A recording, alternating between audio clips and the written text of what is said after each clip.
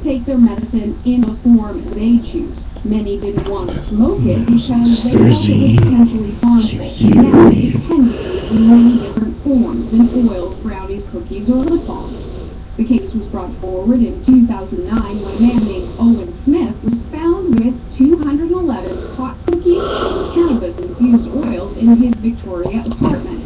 He was charged with possession for the purpose of trafficking, but his lawyer argued the regulation by Health Canada was unconstitutional. The Supreme Court justices agreed. It was a unanimous decision. The ruling takes effect immediately. Hannah Thibodeau, CBC News, Ottawa. The Conservative government wasted no time in reacting to today's Supreme Court decision. Federal Health Minister Ronna Ambrose says she is outraged with the court's unanimous ruling. Ambrose has repeatedly questioned the safety of marijuana use.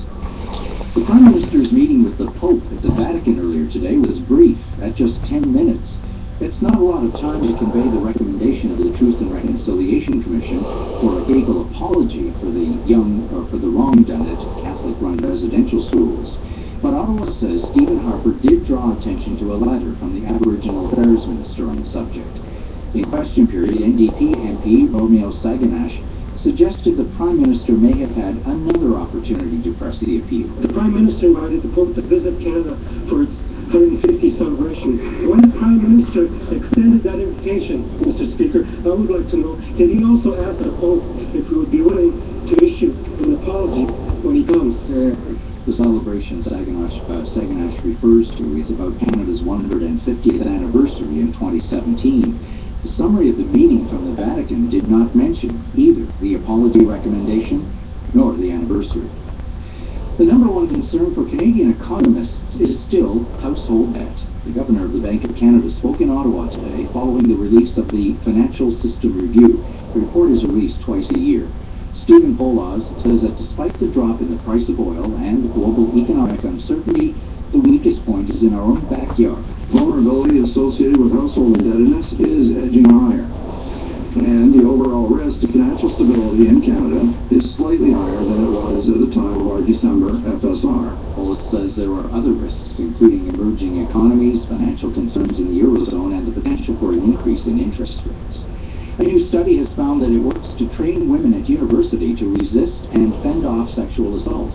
That's the conclusion of a Canadian study published in the New England Journal of Medicine.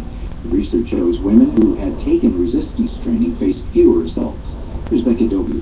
This study followed almost 900 Canadian female students from the universities of Windsor, Guelph, and Calgary. Half received conventional information about sexual assault protection. The remaining women studied 19 hours of resistance training, a program designed to identify and diffuse sexual aggression, verbally or by force.